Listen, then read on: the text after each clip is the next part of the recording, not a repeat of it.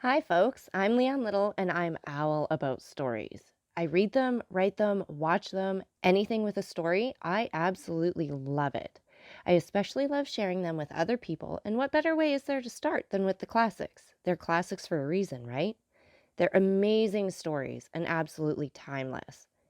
Don't forget to hit up all those fancy buttons like, subscribe, follow, share, whatever you need to do. But most importantly, don't be afraid to reach out. I'd love to connect with you, so feel free to leave comments as you'd like, or you can even follow me over on my Buy Me a Coffee page, leannelittle.com, to message directly. So let's continue on with The Count of Monte Cristo by Alexandre Dumas. Chapter 23, The Island of Monte Cristo. Thus, at length, by one of the unexpected strokes of fortune which sometimes befall those who have for a long time been the victims of an evil destiny, Dantes was about to secure the opportunity he wished for, by simple and natural means, and land on the island without incurring any suspicion. One night more, and he would be on his way. The night was one of feverish distraction, and in its progress visions, good and evil, passed through Dantes's mind. If he closed his eyes, he saw Cardinal Spada's letter written on the wall in characters of flame. If he slept for a moment, the wildest dreams haunted his brain. He ascended into grottos paved with emeralds, with panels of rubies, and the roof glowing with diamond stalactites. Pearls fell drop by drop as subterranean waters filter in their caves. Edmond, amazed, wonder-struck, filled his pockets with the radiant gems, then returned to daylight, when he discovered that his prizes had all changed into common pebbles. He then endeavored to re-enter the marvelous grottos, but they had suddenly receded, and now the path became a labyrinth, and then the entrance vanished. And in vain did he tax his memory for the magic and mysterious word which opened the splendid caverns of Ali Baba to the Arabian fishermen. All was useless. The treasure disappeared, and had again reverted to the genie from whom, for a moment, he had hoped to carry it off. The day came at length, and was almost as feverish as the night had been. But it brought reason to the aid of imagination, and Dantes was then enabled to arrange a plan which had hitherto been vague and unsettled in his brain. Night came, and with it the preparation for departure, and these preparations served to conceal Dantes's agitation. He had by degrees assumed such authority over his companions that he was almost like a commander on board, and as his orders were always clear, distinct, and easy of execution, his comrades obeyed him with celerity and pleasure. The old patron did not interfere, for he too had recognized the superiority of Dantes over the crew and himself. He saw in the young man his natural successor, and regretted that he had not a daughter, that he might have bound Edmond to him by more secure alliance. At 7 o'clock in the evening all was ready, and at 10 minutes past 7 they doubled the lighthouse just as the beacon was kindled. The sea was calm, and, with fresh breeze from the southeast, they sailed beneath a bright blue sky, in which God also lighted up in turn his beacon lights, each of which is a world. Dantes told them that all hands might turn in, and he would take the helm. When the Maltese, for so they called Dantes, had said this, it was sufficient, and all went to their bunks contentedly. This frequently happened.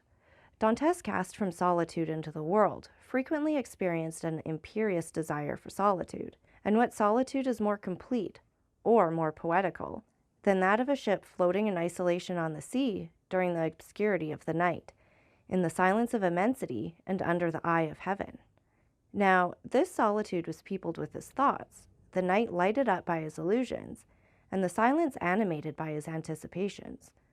When the patron awoke, the vessel was hurrying on with every sail set, and every sail full with the breeze. They were making nearly 10 knots an hour. The island of Monte Cristo loomed large in the horizon. Edmond resigned the lugger to the master's care, and went and lay down in his hammock. But, in spite of a sleepless night, he could not close his eyes for a moment. 2 hours afterwards he came on deck as the boat was about to double the island of Elba. They were just abreast of Maureciana and beyond the flat but verdant island of La Pianosa. The peak of Monte Cristo, reddened by the burning sun, was seen against the azure sky. Dantes ordered the helmsman to put down his helm in order to leave La Pianosa to starboard, as he knew that he should shorten his course by 2 or 3 knots. About 5 o'clock in the evening, the island was distinct, and everything on it was plainly perceptible, owing to that clearness of the atmosphere peculiar to the light which the rays of the sun cast at its setting. Edmond gazed very earnestly at the mass of rocks which gave out all the variety of twilight colors, from the brightest pink to the deepest blue, and from time to time his cheeks flushed, his brow darkened, and a mist passed over his eyes. Never did a gamester, whose whole fortune is staked on one cast of the die, experience the anguish which Edmond felt in his paroxysms of hope. Night came, and at 10 o'clock they anchored. Le Jeune Amélie was first at the rendezvous. In spite of his usual command over himself, Dantès could not restrain his impetuosity. He was the first to jump on shore, and had he dared, he would, like Lucius Brutus, have kissed his mother earth. It was dark, but at 11 o'clock the moon rose in the midst of the ocean, whose every wave she silvered, and then ascending high, played in the floods of pale light on the rocky hills of the second Pelion. The island was familiar to the crew of Le Jeune Amélie. It was one of her regular haunts.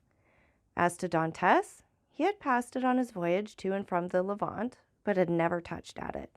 He questioned Jacopo. "Where shall we pass the night?" he inquired. "Why, on board the tartan," replied the sailor. "Should we not do better in the grottos?" "What grottos?" "Why, the grottos, caves of the island." "I do not know of any grottos," replied Jacopo. The cold sweat sprang forth on Dantès' brow. "What? Are there no grottos at Monte Cristo?" he asked. "None." For a moment Dantès was speechless. Then he remembered that these caves might have been filled up by some accident, or even stopped up, for the sake of greater security, by Cardinal Spada. The point was, then, to discover the hidden entrance. It was useless to search at night, and Dantès therefore delayed all investigation until the morning. Besides, a signal made half a league out at sea, and to which Le Jeune Amélie replied by a similar signal, indicated that the moment for business had come. The boat that now arrived, assured by the answering signal that all was well, soon came in sight, white and silent as a phantom, and cast anchor within a cable's length of shore. Then the landing began. Dantès reflected, as he worked, on the shout of joy which, with a single word, he could evoke from all these men, if he gave utterance to the one unchanging thought that pervaded his heart. But, far from disclosing this precious secret, he almost feared that he had already said too much, and by his restlessness and continual questions, his minute observations and evident preoccupation aroused suspicions. Fortunately, as regarded this circumstance at least, his painful past gave to his countenance an indelible sadness, and the glimmerings of gaiety seen beneath this cloud were indeed but transitory. No one had the slightest suspicion, and when the next day, taking a fowling piece, powder, and shot, Dantès declared his intention to go and kill some of the wild goats that were seen springing from rock to rock, his wish was construed into a love of sport, or a desire for solitude. However, Jacopo insisted on following him, and Dantès did not oppose this, fearing if he did so that he might incur distrust. Scarcely, however, had they gone a quarter of a league when, having killed a kid, he begged Jacopo to take it to his comrades and request them to cook it, and when ready, to let him know by firing a gun. This, and some dried fruits and a flask of Monte Pulciano, was the bill of fare. Dantès went on, looking from time to time behind and around about him. Having reached the summit of a rock, he saw, 1,000 feet beneath him, his companions whom Jacopo had rejoined, and who were all busy preparing the repast which Edmond's skill as a marksman had augmented with a capital dish. Edmond looked at them for a moment with the sad and gentle smile of a man superior to his fellows. "In 2 hours' time," said he, "these persons will depart richer by 50 piastres each, to go and risk their lives again by endeavoring to gain 50 more. Then they will return with a fortune of 600 francs, and waste this treasure in some city with the pride of sultans and the insolence of nabobs. At this moment, hope makes me despise their riches, which seem to me contemptible. Yet, perchance tomorrow deception will so act on me, that I shall, on compulsion, consider such a contemptible possession as the utmost happiness." "Oh, no!" exclaimed Edmond. That will not be. The wise, unerring Faria could not be mistaken in this one thing. Besides, it were better to die than to continue to lead this low and wretched life. Thus Dantes, who but 3 months before had no desire but liberty, had now not liberty enough, and panted for wealth. The cause was not in Dantes, but in Providence, who, while limiting the power of man, has filled him with boundless desires. Meanwhile, by a cleft between two walls of rock, following a path worn by a torrent and which, in all human probability, human foot had never before trod, Dantes approached the spot where he supposed the grottos must have existed. Keeping along the shore and examining the smallest object with serious attention, he thought he could trace, on certain rocks, marks made by the hand of man.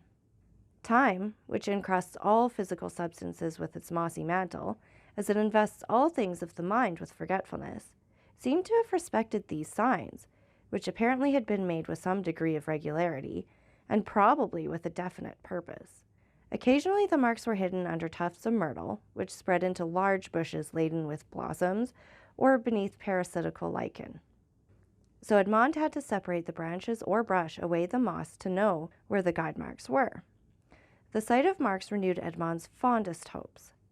Might it not have been the cardinal himself who had first traced them, in order that they might serve as a guide for his nephew in the event of catastrophe, which he could not foresee would have been so complete?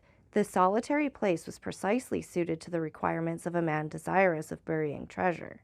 Only, might not these betraying marks have attracted other eyes than those for whom they were made? And had the dark and wondrous island indeed faithfully guarded its precious secret? It seemed, however, to Edmond, who was hidden from his comrades by the inequalities of the ground, that at 60 paces from the harbor the marks ceased. Nor did they terminate at any grotto. A large, round rock, placed solidly on its base, was the only spot to which they seemed to lead. Edmond concluded that perhaps instead of having reached the end of the route he had only explored its beginning, and he therefore turned round and retraced his steps. Meanwhile, his comrades had prepared their repast, had got some water from a spring, spread out the fruit and bread, and cooked the kid. Just at the moment they were taking the dainty animal from the spit, they saw Edmond springing with the boldness of a chamois from rock to rock, and they fired the signal agreed upon. The sportsman instantly changed his direction and ran quickly towards them. But even while they watched his daring progress, Edmond's foot slipped, and they saw him stagger on the edge of a rock and disappear. They all rushed towards him, for all loved Edmond in spite of his superiority, yet Jacopo reached him first. He found Edmond lying prone, bleeding, and almost senseless. He had rolled down a declivity of 12 or 15 feet. They poured a little rum down his throat, and this remedy, which had therefore been so beneficial to him, produced the same effect as formerly. Edmond opened his eyes, complained of great pain in his knee, a feeling of heaviness in his head, and severe pains in his loins. They wished to carry him to the shore, but when they touched him, although under Jacopo's directions, he declared, with heavy groans, that he could not bear to be moved. It may be supposed that Dantes did not now think of his dinner, but he did insist that his comrades, who had not his reasons for fasting, should have their meal. As for himself, he declared that he had only need of a little rest, and that when they returned, he should be easier. The sailors did not require much urging. They were hungry, and the smell of the roasted kid was very savory, and your tars are not very ceremonious. An hour after they returned. All that Edmond had been able to do was drag himself about a dozen paces forward to lean against a moss-grown rock. But, instead of growing easier, Dantes's pains appeared to increase in violence. The old patron, who was obliged to sail in the morning in order to land his cargo on the frontiers of Piedmont and France, between Nice and Fréjus, urged Dantes to try to rise. Edmond made great exertions in order to comply, but at each effort he fell back, moaning and turning pale. "He has broken his ribs," said the commander in a low voice. "No matter. He is an excellent fellow, and we must not leave him. We will try and carry him on board the tartan." Dantes declared, however, that he would rather die where he was than undergo the agony which the slightest movement cost him.